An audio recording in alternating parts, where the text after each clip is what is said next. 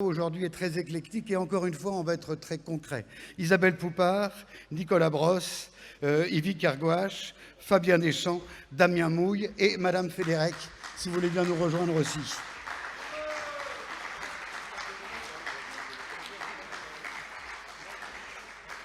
Isabelle Poupard, merci d'être là, direction d'EDF, chef de projet, elle connaît à fond le projet Ecocombust. Nicolas Brosse, professeur d'université, je vais prendre quelques instants pour vous dire son CV.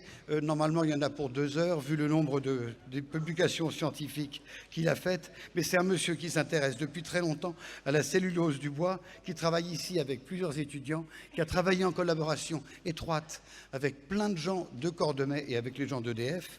Et toutes les questions techniques et scientifiques, vous pouvez lui poser. Yvick Kergouache, membre du bureau du Césaire et donc co-animateur du groupe. J'en profite pour faire une page de publicité pour la contribution au débat qui a été faite par le Césaire. Quel avenir pour la centrale de Cordemais? C'est sur Internet, on n'est pas obligé de l'imprimer. C'est 31 pages, formidables. On sait tout, on comprend tout. Ça répond à toutes les questions techniques, scientifiques, le fric, combien ça coûte, comment ça marche, quels sont les problèmes en suspens, qu'est-ce qui reste encore à faire. C'est un formidable document qui a été adopté à l'unanimité. Le rapporteur est un certain Gwenaël Plagne. Voilà. Mais tout le monde était d'accord là-dessus et ça a été voté à l'unanimité. Fabien Deschamps, CSE-CGT, et Damien Mouille, CSE, CFE-CGC. Tout le monde est là? On commence par, si ça ne vous gêne pas, petit point de vue technique. Certains connaissent parfaitement bien le problème, la technique de Ecocombust. Juste reprendre, c'est quoi le bois B? Qui répond? Le bois classe B, le fameux bois qui va servir A. Qui veut répondre? On a déjà donné des éléments tout à Alors, l'heure. juste un truc très important, pardon. Le micro, il est directionnel. En fait, d'habitude, on vous demande d'avoir des traces sur le menton, parce qu'on parle comme ça. Non, il faut être vraiment face au micro. Il faut cacher votre visage, quasiment.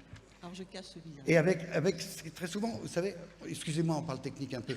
Très souvent, on parle comme ça, on tient le micro, et puis après, on oublie le micro, et après, on ne vous entend plus du tout, parce que le micro, il est tombé. Alors, il faut bien le garder comme ça.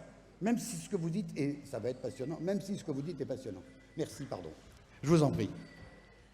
Je pense qu'il y a eu déjà des éléments de données tout à l'heure. Donc, ce qu'on appelle le bois dit de classe B, donc c'est du bois déchet issu effectivement du bois d'ameublement mis au rebut, bois de déconstruction, bois de construction.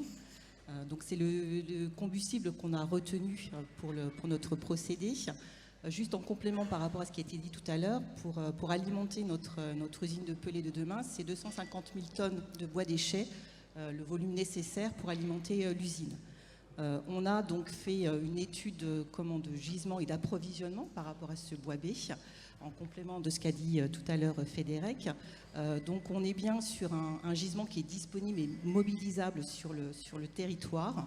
On est en contact permanent avec l'ensemble des fournisseurs et on a donc à ce jour des lettres d'intention qui nous assurent sa disponibilité de volume dans un rayon qui reste à proximité de la centrale. On est sur un rayon moyen d'approvisionnement de 150 km. 150 km autour de Cordemais. En rayon moyen. Ça vous fait suffisamment de bois pour les 500 heures ou les 200 heures de Cordemais. Alors ça permet effectivement d'alimenter donc l'usine de production de Pelée qui fera 160 000 tonnes et ça nous permettra de fonctionner jusqu'à hauteur de 400 heures équivalent pleine puissance sur les 2 tranches de Cordemais.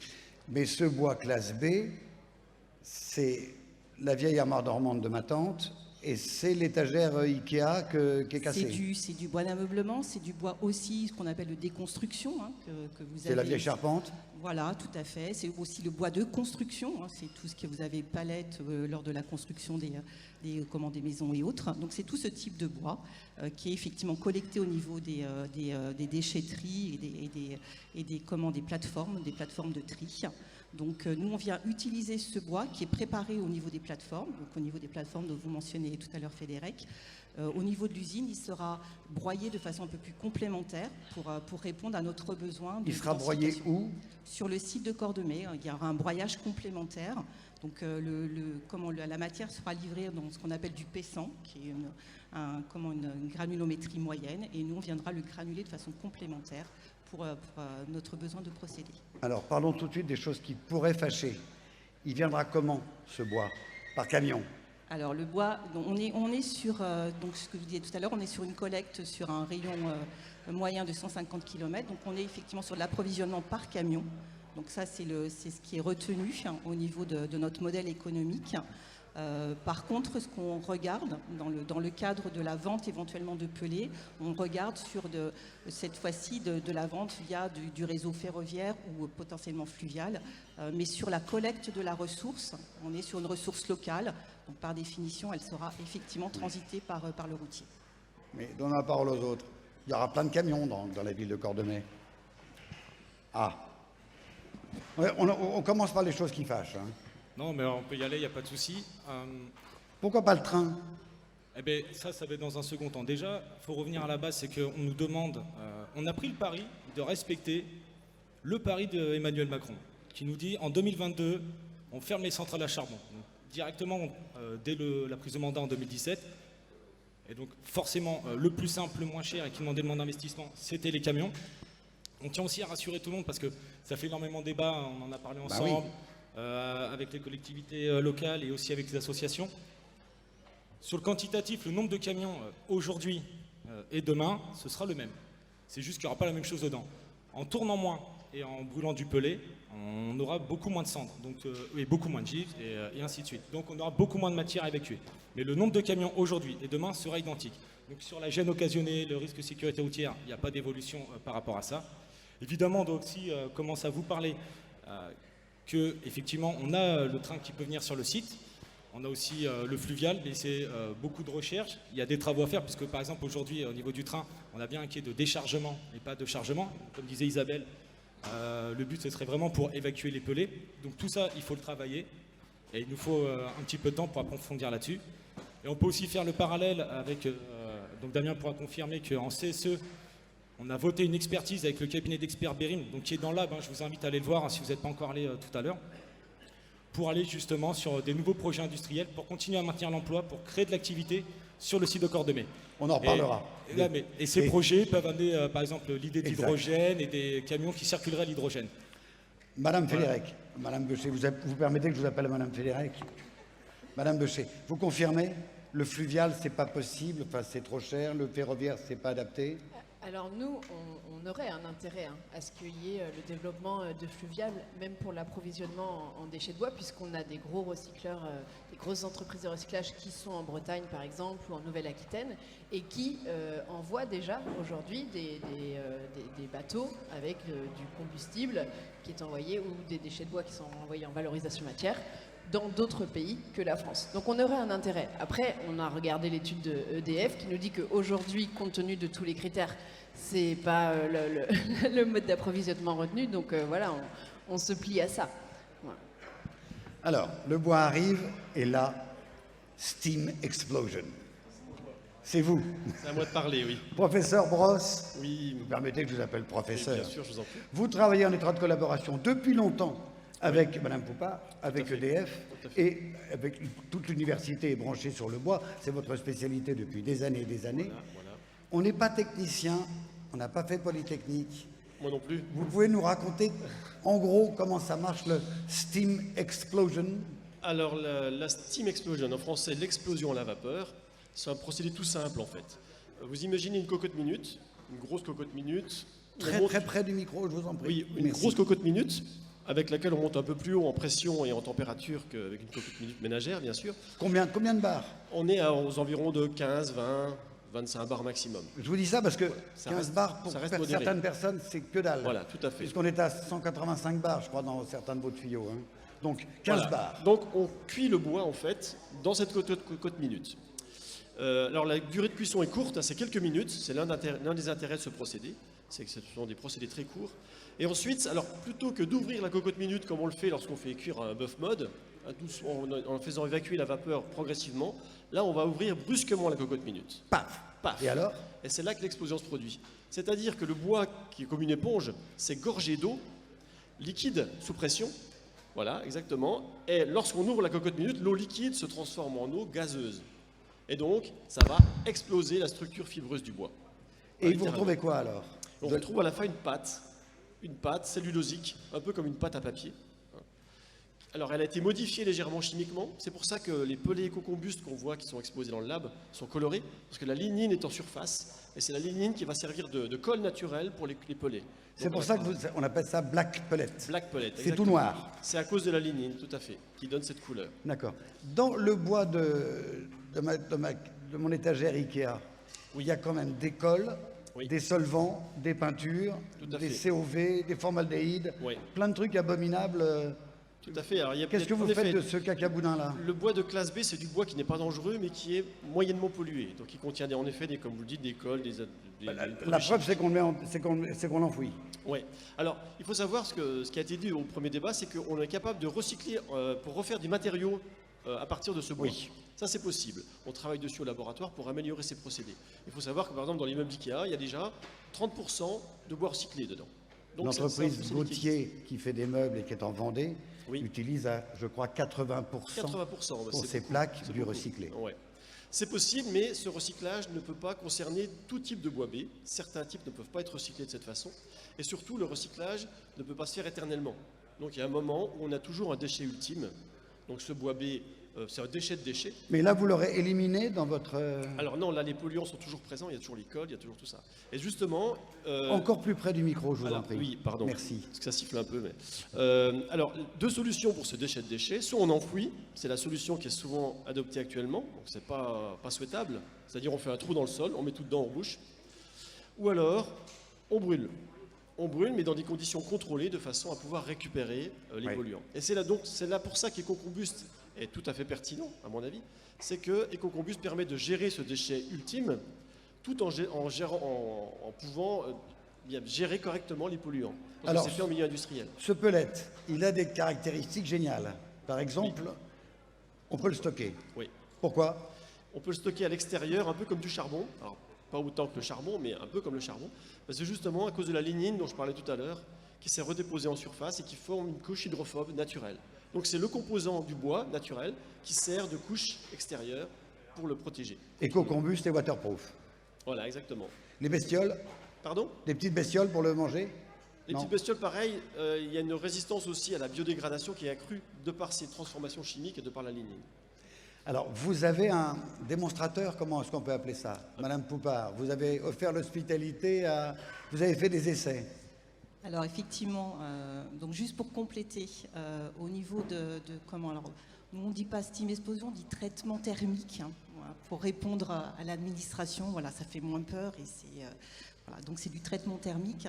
Donc ce qu'il faut savoir, c'est qu'au niveau de ce traitement thermique, enfin, le procédé, on est les seuls pour le moment à utiliser ce type de procédé sur du bois déchet. Donc, comme vous l'a expliqué Monsieur Brosse, effectivement, il y a un mélange avec de la vapeur. Donc, vous avez une pâte qui se retrouve en bas et vous avez aussi une évacuation au niveau des effluents liquides. Et c'est au travers de ces effluents liquides qu'on vient aussi capter une partie des polluants que vous avez cités dans votre bois B. Donc, adossé à notre usine, on a tout un système de traitement des effluents liquides adapté par rapport à notre propre procédé. Pour mettre cette usine en place, on a effectivement développé sur le site de Cordemais un prototype que vous avez vu dans le film tout à l'heure, qui nous a permis de dimensionner cette future usine, de qualifier l'ensemble de notre matière, la matière entrante dont on avait besoin, la matière sortante, la qualité de notre matière sortante, et qualifier aussi les effluents liquides qu'on aura demain au travers de notre procédé. Et vous l'avez testé dans différentes centrales pour que ce ne soit pas que vous qui répondiez? On a traversé... Est-ce que vous avez testé à Grenoble et au Havre et ça remplace le charbon aussi bien? Qui répond? Allez-y. Ils veulent pas prendre la main. Donc effectivement, donc on a testé différents types de bois B pour répondre déjà à votre première question. Donc on a testé une variabilité très large de bois B. Et la démonstration ultime qui a été faite, c'est utiliser le combustible qu'on a produit sur le prototype dans une installation industrielle pour vérifier que le pellet qu'on avait fabriqué répondait aux exigences d'émissions au niveau atmosphérique. Alors? Donc ça a été fait à Grenoble sur un... Et alors? Et les résultats ont été positifs. On a un très bon comportement de combustion de notre pellet qui est dû à sa préparation. On a un combustible qui est beaucoup plus homogène que la matière brute, que le bois B non traité. Donc on a un très bon comportement en combustion de ce pellet et on respecte l'ensemble des critères environnementaux en termes d'émissions. L'Adréal devrait être d'accord. Ça fait partie de la démonstration technique dont on parlait tout à l'heure. Hein. Donc c'était ces essais-là qui étaient attendus. C'est la démonstration ultime technique de notre procédé. Madame Beuchet, l'ADEME, pour des raisons politiques et pas tout à fait favorables, elle n'est pas contre. L'Adréal, qu'est-ce qu'elle ferait? Qu'est-ce qu'elle dira?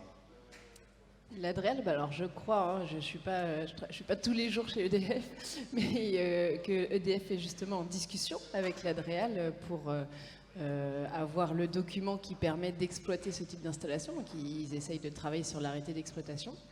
Est-ce que d'un point de vue économique, comment ça va se passer? Ce déchet, vous allez le... Alors, je ne peux pas répondre à cette question précisément. Ce que je sais, c'est qu'il y a effectivement tout un équilibre économique à trouver sur l'ensemble de la filière et des acteurs qui vont participer à cette filière. Moi, les acteurs que je représente, ce sont les collecteurs de déchets et ceux qui les transforment en matières premières de recyclage. Il y a un travail derrière. Oui. Il y a des installations, des investissements à faire pour trier ces déchets, enlever tous les déchets dangereux qui ne doivent pas aller vers ce type d'exutoire, retirer également tout ce qui est partie métallique, les broyer, etc.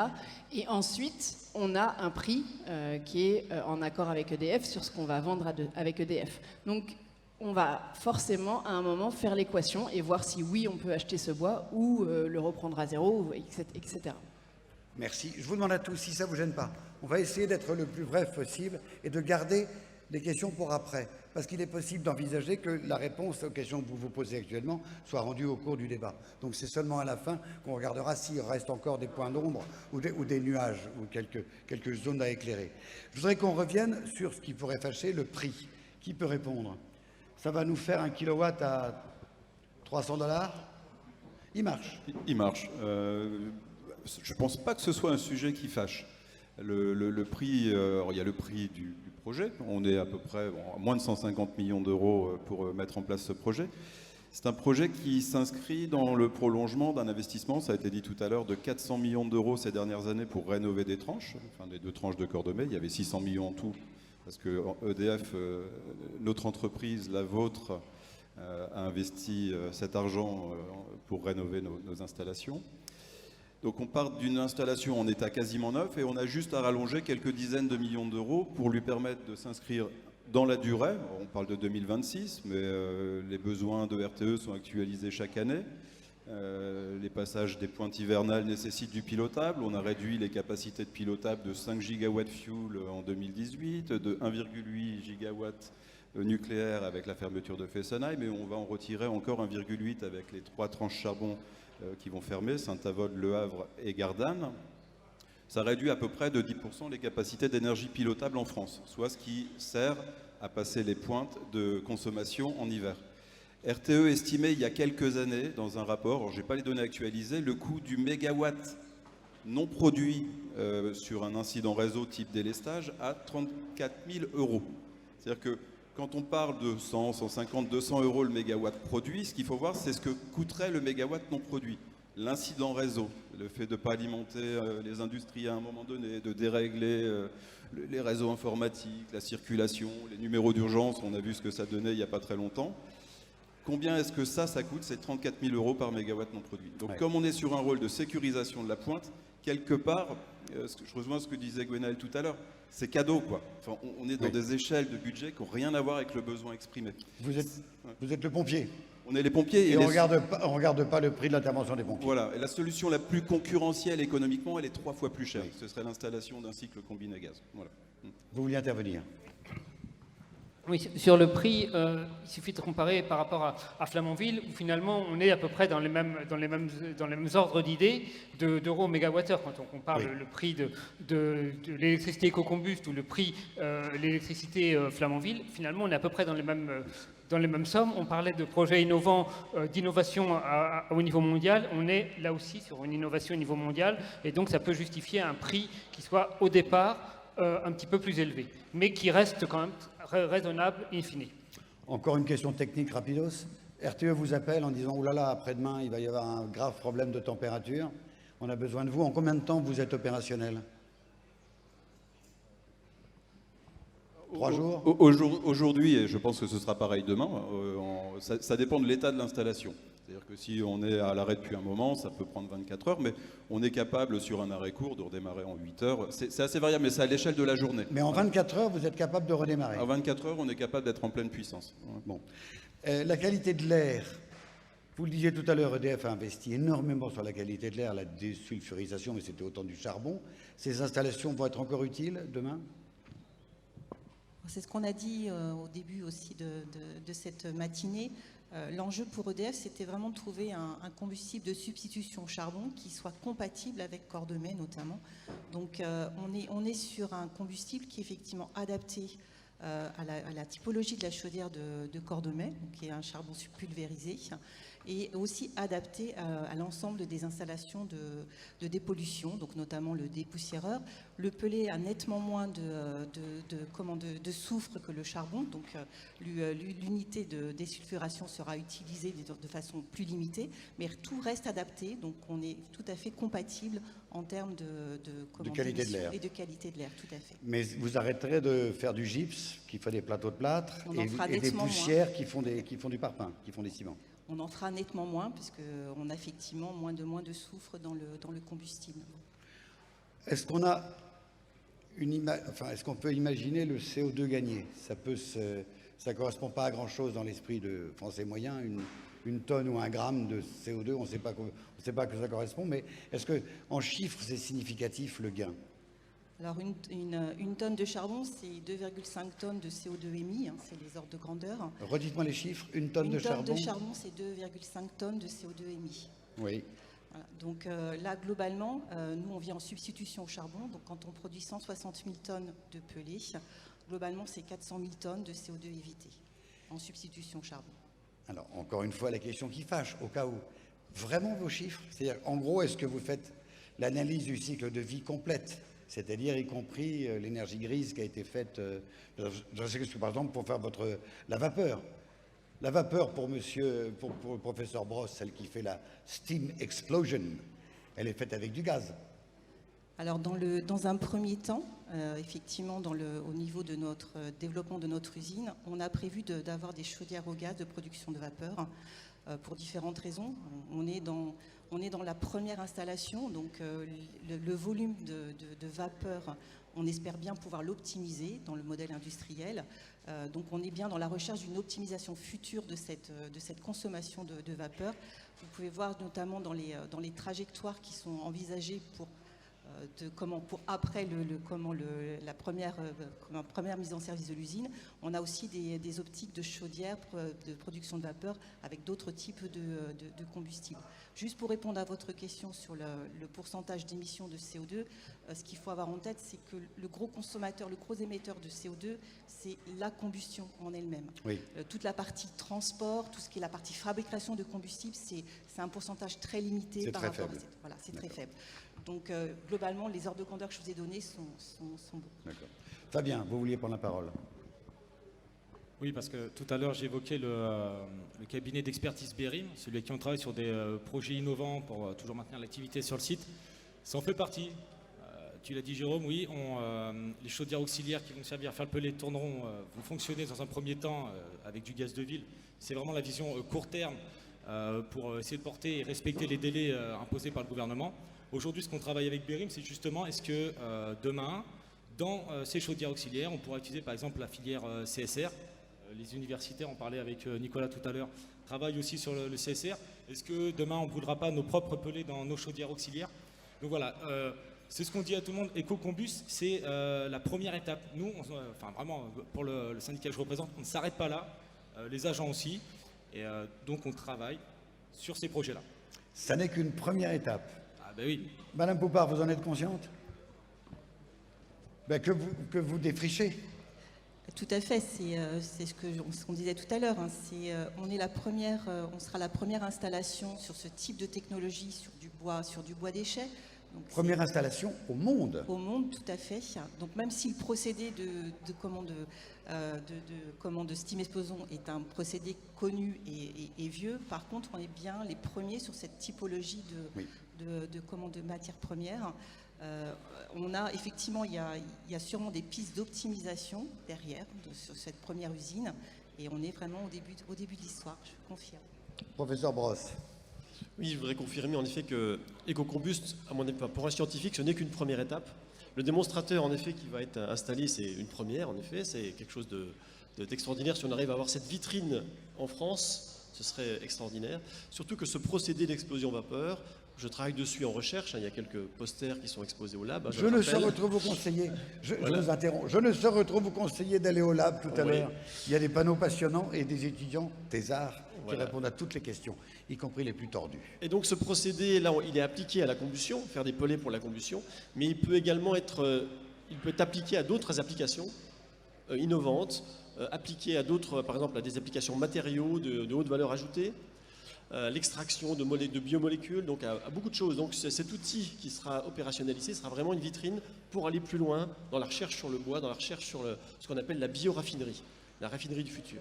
Et Madame Bechet, vous avez un labo formidable, là. Vous regardez ce qu'ils font, ça peut vous servir, non?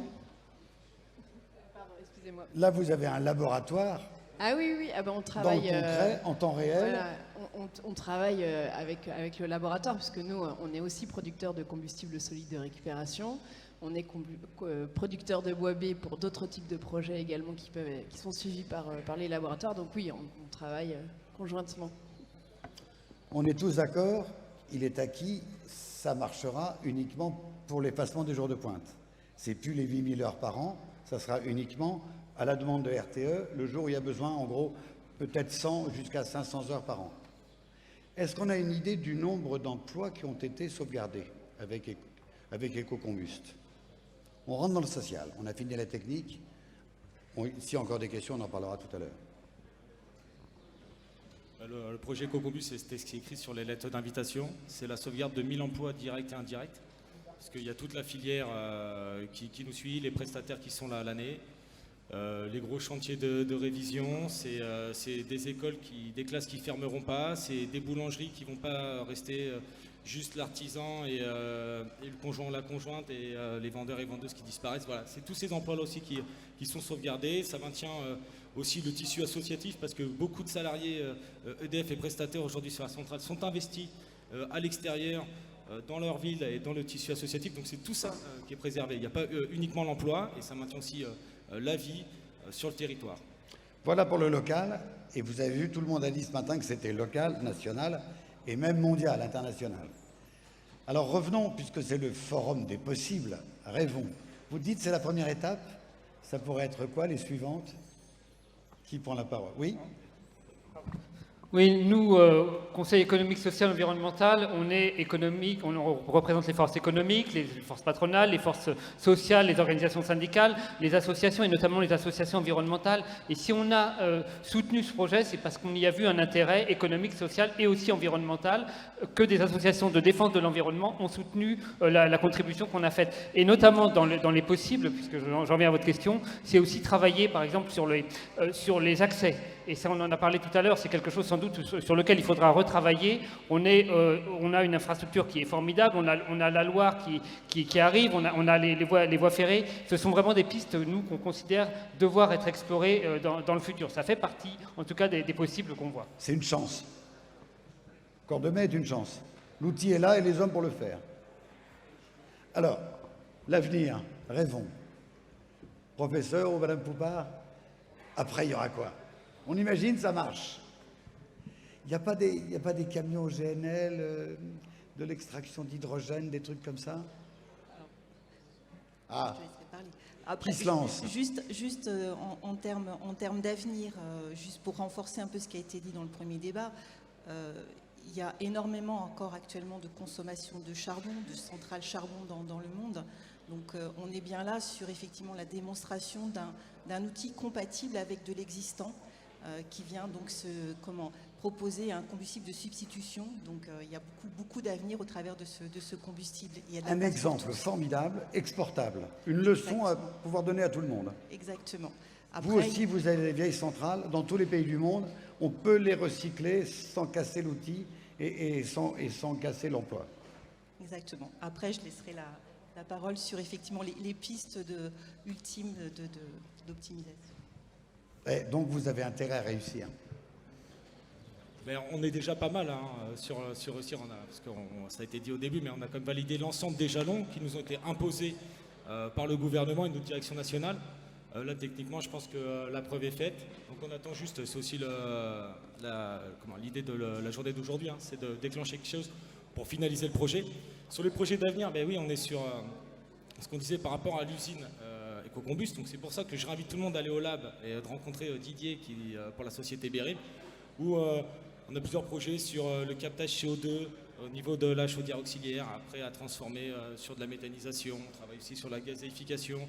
Il parlera mieux que moi parce que c'est très technique, mais on a aussi une idée de l'électrolyse. Attendez. Captage CO2, quoi d'autre?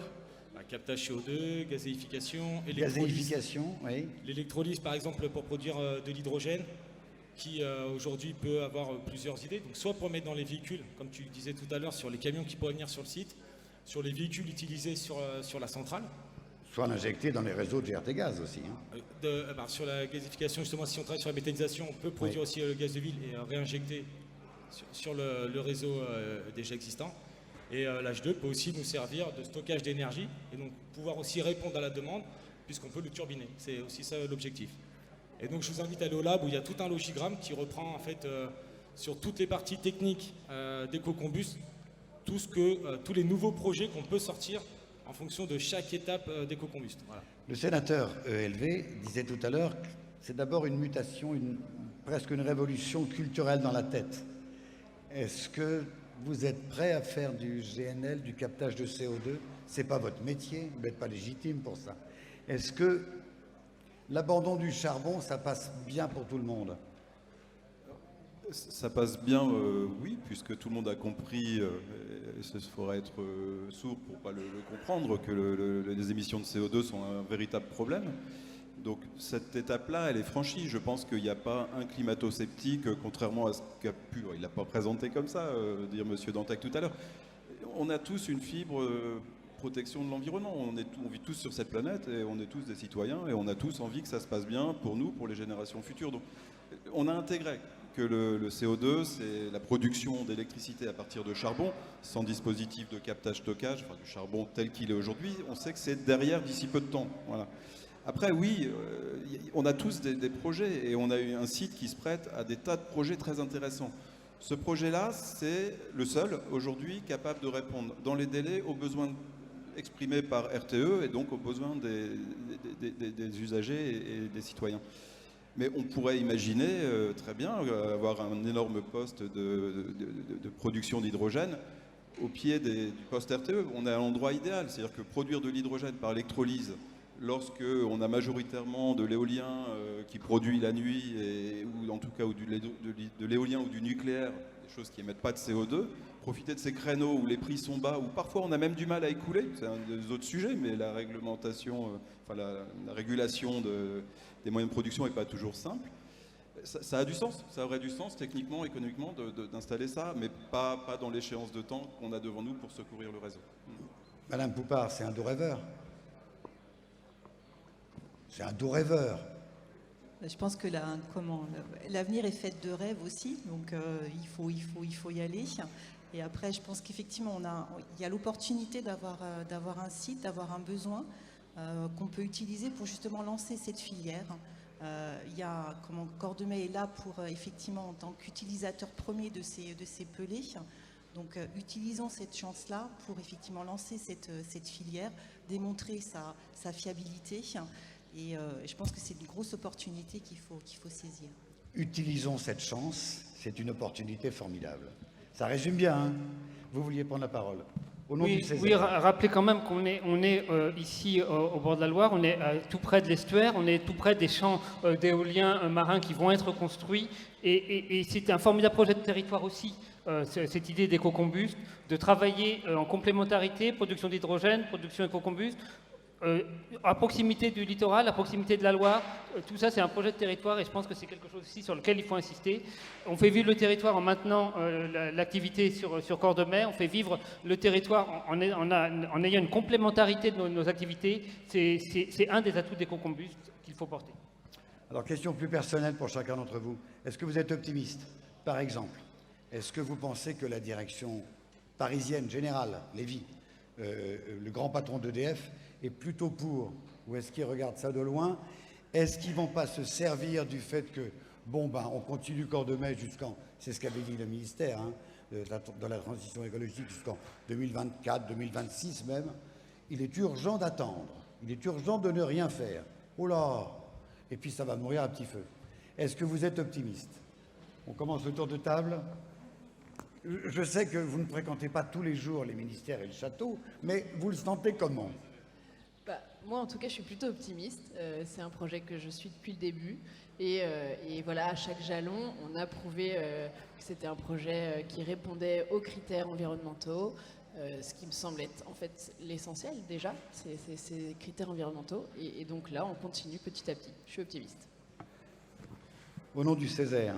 Si on n'était pas optimiste, je pense qu'on ne serait pas là tous aujourd'hui pour en parler. Il y a une impulsion à donner, donc il faut qu'elle puisse être donnée, et on est là aussi pour que cette impulsion soit donnée, mais oui, on va être optimiste. On a démontré depuis 9h ce matin l'intérêt d'Ecocombust, on a vu l'intérêt économique, on a vu l'intérêt social, on voit l'intérêt pour le territoire, on voit l'intérêt environnemental, on a eu des intervenants de couleurs politiques complètement différentes, on a parlé du Césaire, où on a aussi des intérêts très différents, et on a tous soutenu ce projet de manière unanime. Donc oui, je suis optimiste parce que je pense que c'est l'intérêt général. Alors, je vais essayer de vous casser le moral. Attendez, ça fait 5 ans que ça dure, quoi. 5 ans que Gwenaël, il est là et tout. Il est dopé ou il est incroyable? Enfin, vous êtes tous... Ça ne marchera pas. 5 ans après, si ça devait marcher, ça aurait marché. Ça vous va comme pour casser le moral? Qu'est-ce que vous répondez à ça? Non, ben, donc je rejoins, on est optimiste, sinon on ne serait pas là aujourd'hui, on n'aurait pas organisé tout ça. On est aussi optimiste parce que la question, c'est d'interpeller le PDG, il me semble, hein, tu en as fait allusion. Et donc sur cette question-là, je pense que EDF a compris, elle va continuer à travailler. Ouais. La vraie question, et c'est même pour le gouvernement, la vraie question, voulons-nous de la transition énergétique? Aujourd'hui, dans le groupe EDF, le site de Cordemais l'incarne. C'est ça que nous proposons demain. Donc oui, on est favorable. Oui, on est optimiste parce que EDF va s'y retrouver. Et EDF doit être le premier pilote de la transition énergétique. Et on ne va pas laisser passer les autres. On a intérêt, on sauvegarde l'emploi. Il y a tout ce qu'il faut. Donc oui, on reste optimiste. Optimiste parce que c'est logique, c'est évident et c'est utile. Optimiste? Pas optimiste, mais réaliste. En gros, il y a 2 options devant nous. Soit rallonger quelques dizaines de millions d'euros pour respecter une promesse présidentielle et quelque chose qui est bon pour la planète, soit continuer au charbon. Donc, en gros, il y a ces 2 alternatives. Le réalisme nous conduit à imaginer que tous les voyants vont s'aligner pour que ce projet se fasse. Voilà. Donc je suis confiant, c'est pas une question d'optimisme, je ne vois pas d'autres alternatives. Le sénateur dit, je ne suis pas optimiste, je suis combatif. Vous n'êtes pas optimiste, vous êtes réaliste. Mais ça ne vous empêche pas de croire en l'avenir. Oui, mais il y a 2 dessins d'avenir dans les délais. Enfin, on a retourné le problème, ça fait 5 ans qu'on y travaille. Ce projet, au début, en toute objectivité, j'étais de ceux qui souriaient quand j'ai entendu le directeur de la centrale de l'époque nous dire « Et si on mettait des pellets dans nos chaudières ?» J'ai changé d'avis et sur ce projet, on a vécu, il y a une équipe formidable qui travaille dessus, qui nous bluffe à chaque fois parce qu'on a surmonté, enfin ils ont surmonté des tas d'étapes qui semblaient insurmontables à chaque fois. Et donc on a oscillé entre optimisme, pessimisme, mais aujourd'hui, au point où on en est, et vu les débats qu'on a eus ce matin, c'est plus une question d'optimisme ou de pessimisme, c'est une question de réalisme. C'est ce projet ou le charbon seul. Et il semblerait, j'ai cru entendre, que le président de la République souhaitait sortir du charbon. Donc je ne vois pas comment ce projet aujourd'hui ne pourrait pas se faire. Voilà. Je ne vois pas pourquoi ça ne pourrait pas se faire. Un professeur des universités qui d'habitude s'enferme dans son laboratoire avec des thésards et des choses qu'on ne comprend rien du tout, qui a les pieds dans le cambouis, la tête dans les étoiles, mais les pieds dans la gadouille, avec des industriels, avec des gens qui sont sur le terrain. Qu'est-ce que vous en pensez, vous? Je vais vous dire, il y a eu 2 débats aujourd'hui. Je suis sans doute le seul à n'être ni personnel d'EDF, ni régional.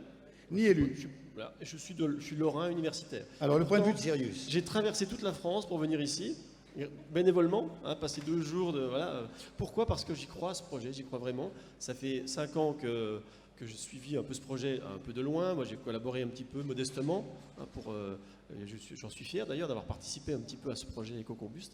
Et j'y crois vraiment parce qu'il coche vraiment toutes les cases. Rien qu'au niveau scientifique et technique, C'est un projet qui est basé sur un procédé innovant, qui, pour la combustion, mais pas seulement, comme j'ai dit tout à l'heure, pour moi, c'est une première étape pour aller plus loin dans la valorisation du bois, et pas seulement du bois B, du bois en général.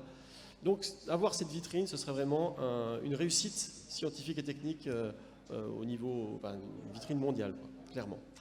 Et sinon, ça fait donc, je disais, 5 ans donc je côtoie les gens d'EDF. La deuxième raison qui Oui, me ça pousse fait à être 5 ici, ans. Hein. ça fait de C'est 5 eux ans. qui sont venus voir au début. Oui, en effet, j'ai Comment reçu ça s'est passé? comment ça s'est passé? En fait, j'étais dans mon bureau à Nancy, j'ai reçu un coup de fil d'une ingénieure d'ici, de Cordemais. Madame Gégou, je crois, c'est ça, non? Non, c'était pas Isabelle. Ah, non, c'était pas Imélie non plus. Bon, bref, c'est pas grave.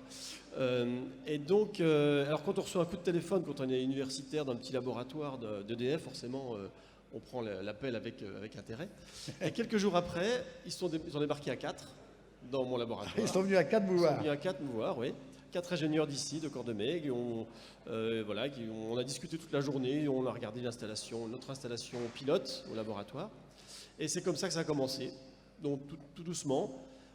Et puis on est toujours resté en contact. Et je dois dire que ça a été une expérience aussi humaine très intéressante. C'est aussi la deuxième raison pour laquelle je suis ici, c'est pas seulement pour le procédé, c'est que toute l'équipe de Cordemais, alors les ingénieurs, mais aussi tout le personnel, parce que je suis venu plusieurs fois sur site, à la cantine, dans les couloirs, je sens vraiment une volonté forte d'y aller, voilà, un désir de faire réussir le projet. Je pense vraiment que ça fait porter vraiment toute l'histoire.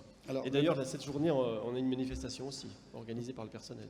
Vous qui êtes nancéen, d'après vous, les gens de Cordemais ont compris que Cordemais dépasse largement le problème de Cordemais? Oui, bien sûr, Oui. bien sûr. J'espère qu'ils ont compris, vu que ça serait vraiment une vitrine, comme je le disais, exceptionnelle. Madame Poupard, je sais que vous n'avez pas encore le 06 ni d'Emmanuel Macron, ni de M. Lévy, mais vous le sentez comment au niveau d'EDF? Je ne peux être qu'optimiste. Hein. On a porté ce projet depuis très longtemps. Juste pour relativiser, ça fait 5 ans, ok, mais on part de très loin. Il a fallu tout démontrer. Les essais dont on vous parlait tout à l'heure, les essais de combustion de notre pelé, ils datent du mois de mars. Donc les étapes, il a fallu les franchir de façon progressive, apporter les éléments de réponse à l'ensemble des acteurs, hein, notamment en termes environnementaux et autres. La démonstration technique dont on parlait tout à l'heure, elle n'est pas si vieille que ça. Voilà, donc on a été au bout de cette démonstration. Donc maintenant, je ne peux être qu'optimiste au vu de cette réussite technique. Parce que Fabien me disait, je crois que ça brûlait mieux que le charbon. La combustion du pelé est très bonne. Devenait plus régulière. Beaucoup plus régulière. C'est un des très bons résultats qu'on a eu avec effectivement un très bon comportement de combustion. Et donc, qui dit très bon comportement de combustion dit facilitation. Enfin, on a une maîtrise des émissions, notamment sur l'ensemble des vecteurs type dioxine. On est vraiment un très bon comportement en combustion. J'ai oublié une question ambigueuse au cas où. Ouais, mais qu'est-ce que vous faites des fumées? Parce qu'avant, il y avait les cendres des charbons qui fixaient les fumées. Ah, il faudra mettre un peu de charbon dedans. C'est très technique, hein, c'était juste pour l'embêter. Donc on a effectivement encore 20% de charbon dans les émissions de corps. Qui sert à fixer les fumées? Non, entre autres, non? Non, sur l'essai de combustion qu'on a fait à Grenoble, on a fait un essai 100% de pelé. Donc ça s'est très bien comporté. On n'a pas besoin d'apport de charbon pour cette maîtrise de la combustion. Bon. Je vais vous demander à chacun de préparer une phrase, comme tout à l'heure, très courte, en forme de slogan ou de profession de foi. Est-ce que dans la salle, est-ce qu'on a posé toutes les questions? Est-ce qu'il y a encore, d'après vous, des zones d'ombre ou des remarques, ou des ajouts, ou des considérations personnelles? Il y a un micro. Le monsieur de l'ONG est parti, hélas. J'espère qu'on a répondu à ces questions. Il se fait tard, il fait encore beau. On va déjeuner bientôt. N'oubliez pas, je vous en prie, d'aller voir le lab, parce qu'il n'est pas venu seul. Il y a une étudiante libanaise qui est top sur la cellulose. Il y a un étudiant gabonais qui travaille sur l'okoumé, parce que c'est le principal bois. Il se sert, vous voyez, ça sert déjà à l'international, les études que fait Brosse pour Cordemais. Et puis il y a 2 autres étudiants derrière, des thésards de haut niveau. N'hésitez pas à poser toutes les questions. Et puis je m'adresse là directement à ceux qui nous regardent sur YouTube. Pendant que nous, eh bien, vous pouvez continuer à regarder. C'est le studio télé avec les interviews qui ont été faites. Et évidemment, on peut voir et revoir. C'est à ça qu'est Internet. Que sert Internet, c'est YouTube pour le voir à n'importe quelle heure du jour et de la nuit. Vous êtes prêts pour une phrase? Pas facile, hein? Je sais, je vous prends au dépourvu. Il faut que dans la phrase, il y ait éco-combuste. Ah, qui commence? On va finir par vous, Madame Poupard. Allez, on commence par. On va commencer avec le mot éco-combuste, comme ça c'est réglé. Donc éco-combuste, c'est la première étape du maintien de 2 moyens de production de grosse puissance en neutralité carbone dans une zone géographique en difficulté de moyens de production. Pas mal, ça fait une phrase, bravo, bravo.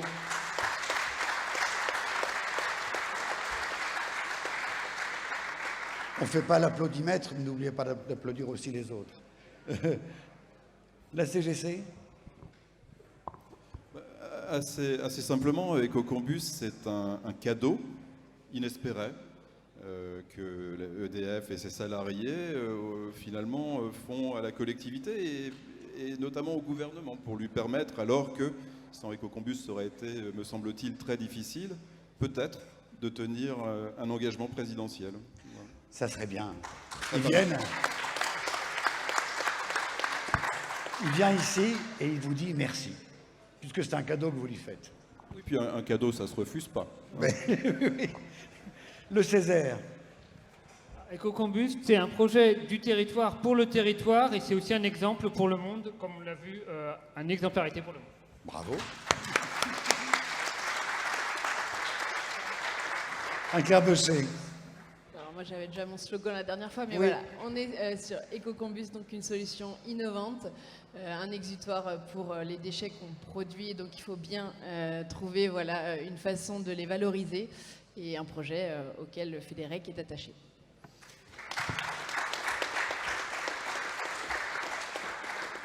Et le fait que FEDEREC y soit attaché, c'est plutôt bon signe.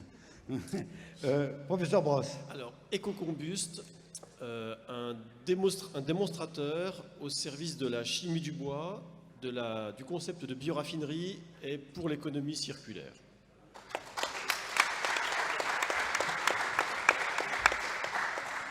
Vous n'avez pas pu vous empêcher de faire un peu de technique scientifique, hein, quand même. Madame Poupard. Alors, je vais être beaucoup plus pragmatique peut-être. EcoCombust, c'est une opportunité. On a l'opportunité au travers de Cordemais de lancer cette filière. Je pense qu'il ne faut pas passer au travers de cette opportunité. Et juste, je terminerai par dire EcoCombust, on est prêt. EcoCombust, on est prêt. Merci. Merci à tous.